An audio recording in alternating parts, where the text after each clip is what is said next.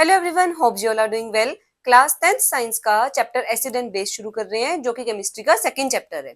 Easy chapter है, parts में करेंगे। मतलब पहले एसिड की प्रॉपर्टीज करेंगे, फिर बेस की प्रॉपर्टीज, फिर सॉल्ट्स करेंगे। स्टेप वाइज करोगे, आपको चैप्टर समझ में आ जाएगा। बहुत सारे क्वेश्चन आते हैं इस चैप्टर में से। सबसे पहले एसिड टर्म का मतलब क्या है। एसिड वो सब्सटेंसेस है दैट आर सोर इन टेस्ट। टेस्ट में खट्टे होते हैं। जिन सब्सटेंसेस को आप टेस्ट करो और उनका टेस्ट खट्टा हो, दैट कंटेन एसिड।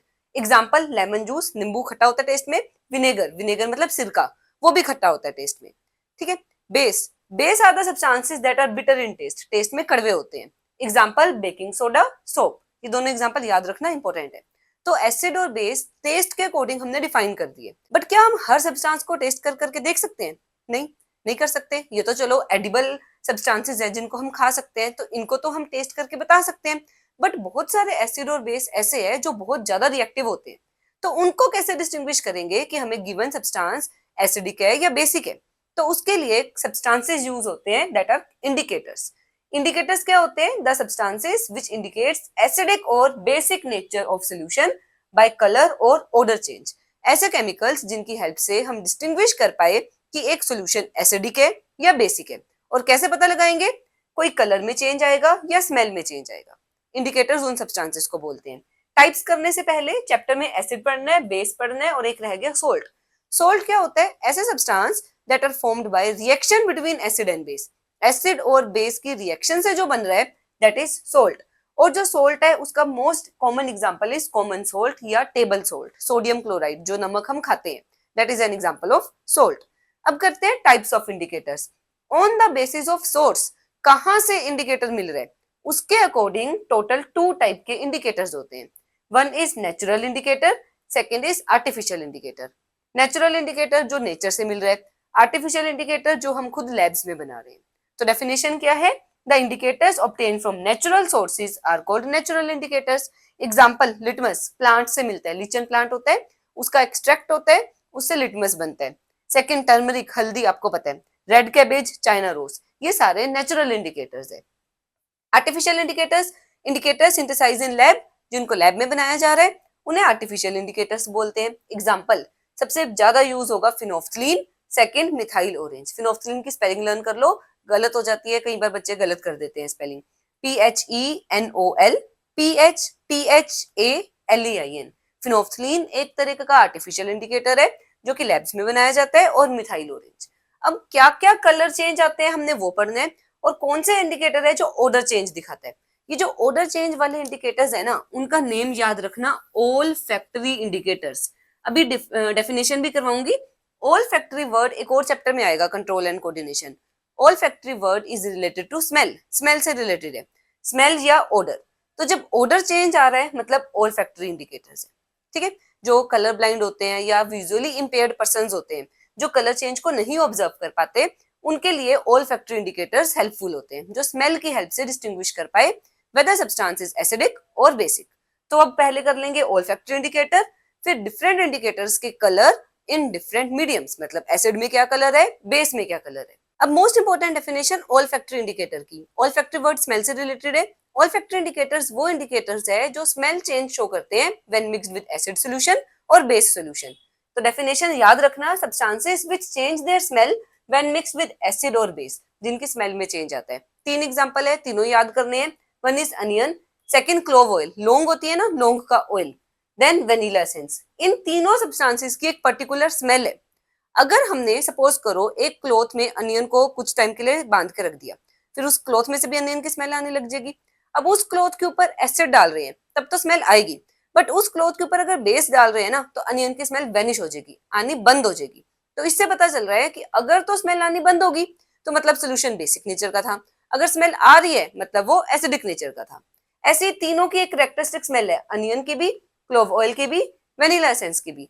एसिड में तो स्मेल वैसे की वैसी रहती है, बेस में स्मेल वेनिश हो जाती है। तो इस तरीके से हम पहचान कर सकते हैं एसिड बेस की using these all factory indicators. ये ऑल फैक्ट्री इंडिकेटर्स उनके लिए यूज होता है जो विजुअली इंपेयर्ड होते हैं, ज्यादातर वो यूज करते हैं जो देख नहीं पा रहे या जो कलर ब्लाइंड है, जो कलर में डिस्टिंग्विश नहीं कर पा रहे। ठीक है। एक बार ये क्वेश्चन भी आया हुआ है, name the indicator which can be used by visually impaired children. तो आंसर क्या लिखोगे? All factory indicators. या एमसीक्यू में आ जाता है, which of the following is all factory indicator. 2 marks से क्वेश्चन में अगर आ रहा है तो what is olfactory indicator, give example. ठीक है, इंपॉर्टेंट है, याद रखना। अब कुछ इंडिकेटर्स, उनके colour in neutral solution, acid and base. सबसे पहला लिटमस। लिटमस एक नेचुरल इंडिकेटर है that is obtained from lichen plant. Lichen भी बोलते हैं, लाइकन भी बोलते हैं, दोनों प्रोनाउंसिएशन है। प्रोनाउंसिएशन जैसे आप करना चाहो वैसे कर सकते हो। तो लिटमस ओरिजिनली जिस प्लांट से मिलता है उसका एक्सट्रैक्ट निकाला जाता है, उसका एक्सट्रैक्ट किया जाता है और वो पर्पल कलर का होता है। तो न्यूट्रल में या ओरिजिनल लिटमस का कलर है पर्पल। अब मार्केट में लिटमस दो फॉर्म में मिलता है, एक लिटमस पेपर और एक लिटमस सॉल्यूशन। दोनों फॉर्म में यूज किया जा सकता है। एसिड में तो कलर होता है रेड, बेस में कलर होता है ब्लू। याद रखना, बी से बेस, बी से ब्लू। लिटमस का कलर बेस में ब्लू है, इंपॉर्टेंट है, क्वेश्चन आता है। तो एक तो जो पेपर मिल रहा है ना वो दो फॉर्म में मिल रहा है, रेड पेपर, ब्लू पेपर। अगर मैं रेड पेपर को एसिड में डाल रही हूँ वो तो रेड ही रहेगा, क्या होगा, ज्यादा से ज्यादा या तो कलर डार्क हो जाएगा या कोई कलर चेंज नहीं होगा। बट अगर मैं रेड लिटमस को बेस में डाल रही हूँ तो वो रेड टू ब्लू हो जाता है। ऐसे ही मेरे पास अगर ब्लू पेपर है, ब्लू पेपर को मैंने एसिड में डाला वो ब्लू टू रेड हो जाएगा, ब्लू पेपर को बेस में डाला वो ब्लू रहेगा। इसी तरीके से सोल्यूशन, सोल्यूशन भी red litmus solution, blue litmus solution, इन दो फॉर्म में मिलता है। ठीक है, पता चल गया कैसे कलर चेंज हो रहे हैं।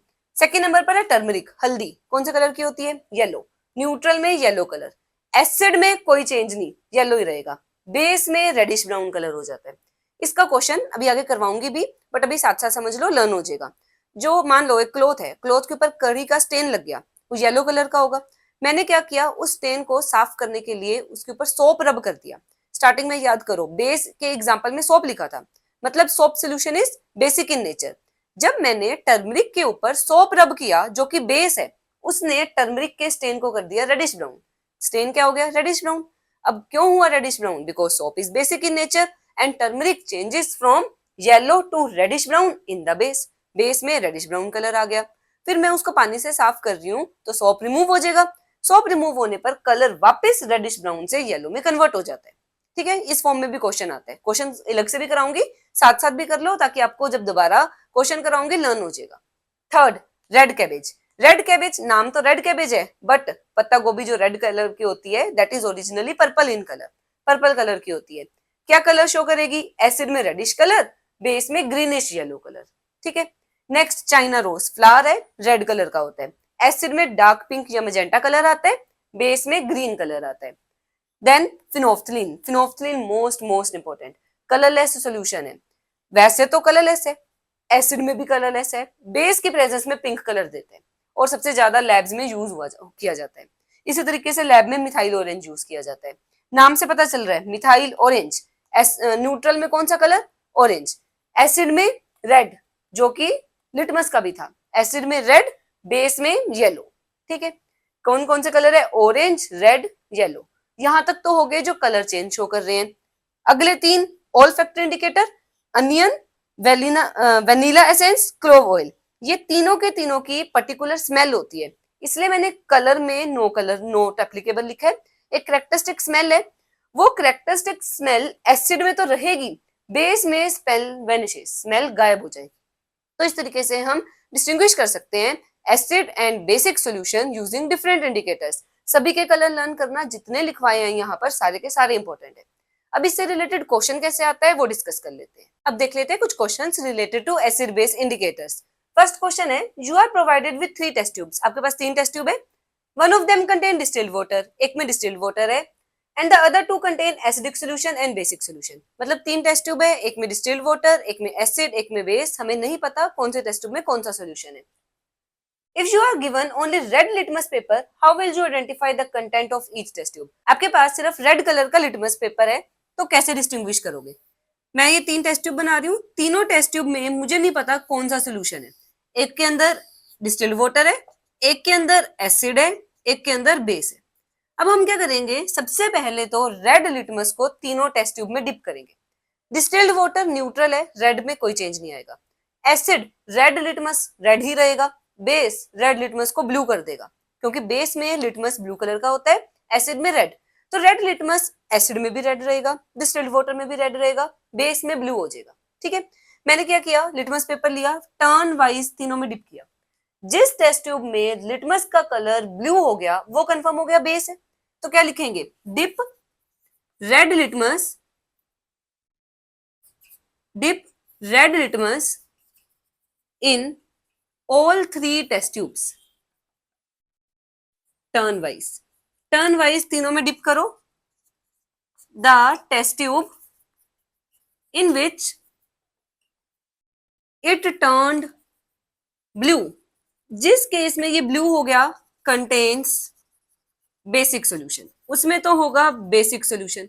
सपोज ये तीसरी टेस्ट ट्यूब में, सपोज कर रहे हैं किसी एक में ब्लू हो गया, सपोज इसमें ब्लू हो गया, तो ये तो पता चल गया कि ये बेस है. अब इसका काम हो गया. 2 टेस्ट ट्यूब बच गई. अब इनमें से पता करना है किसमें डिस्टिल्ड वाटर है, किसमें एसिड है. अब मेरा लिटमस कौन से कलर का हो चुका है? ब्लू कलर का. इस ब्लू कलर के लिटमस को मैं बारी बारी दोनों में डिप करूंगी. जिसमें एसिड होगा उसमें वापस रेड हो जाएगा, तो कंफर्म हो जाएगा एसिड है. बचा हुआ डिस्टिल्ड वाटर होगा. सो अब क्या लिखोगे? Now dip this blue litmus in remaining solutions. बाकी बचे हुए सॉल्यूशंस में डिप करो. The test tube in which it turns red again, जिस केस में रेड फिर से हो गया, it turns red again, contains acid. And remaining test tube जो बच गई, remaining test tube contains distilled water. जो रिमेनिंग टेस्ट ट्यूब है उसके अंदर डिस्टिल्ड वाटर होगा. तो इस तरीके से हमने जो रेड लिटमस है उसको यूज करके तीनों सॉल्यूशंस की नेचर आइडेंटिफाई कर ली. ठीक है. अब नेक्स्ट क्वेश्चन देखो, इजी है. Complete the following table. Acetic acid, baking soda. इसको हम रेड लिटमस से टेस्ट कर रहे हैं, ब्लू लिटमस से टेस्ट कर रहे हैं, फिनोल्फथलीन से टेस्ट कर रहे हैं. किसमें क्या चेंज आएगा ये शो करना है. एसिटिक एसिड विनेगर में होता है, सिरके में, याद रखना. एसिटिक एसिड लिटमस में एसिड रेड रहता है, तो नो चेंज, रेड ही रहेगा. लिटमस जब एसिडिक एसिड को ब्लू लिटमस से चेक कर रही हूँ, ब्लू टर्न्स रेड, तो कलर क्या हो जाएगा? रेड. एसिड का फिनोल्फथलीन में कोई कलर चेंज नहीं होता, कलरलेस रहेगा. बेकिंग सोडा बेस है.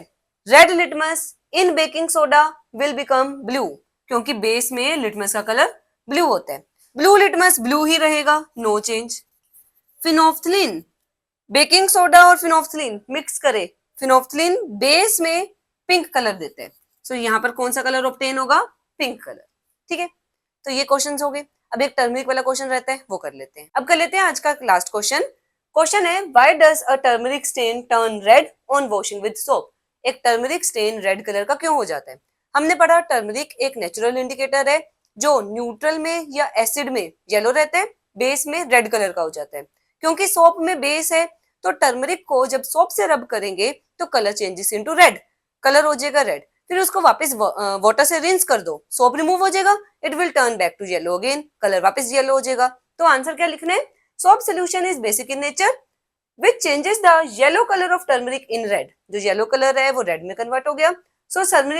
सो turmeric stains turns red on washing with soap, इसलिए टर्मरिक स्टेन रेड हो जाता है. But when soap is rinsed away with water, अगर हमने पानी में से इसको वॉश कर दिया, turmeric stain returns to its original yellow colour, क्योंकि सोप रिमूव हो गया. सोप रिमूव होते ही टर्मरिक का कलर नेचुरल येलो में कन्वर्ट हो गया. तो आपने ये आंसर इस तरीके से अटेम्प्ट करने हैं. आई होप आपको आज का लेक्चर समझ आया होगा. नेक्स्ट वीडियो में हम स्टार्ट करेंगे प्रॉपर्टीज ऑफ एसिड्स के साथ. सो मिलेंगे नेक्स्ट वीडियो में. Till than happy learning.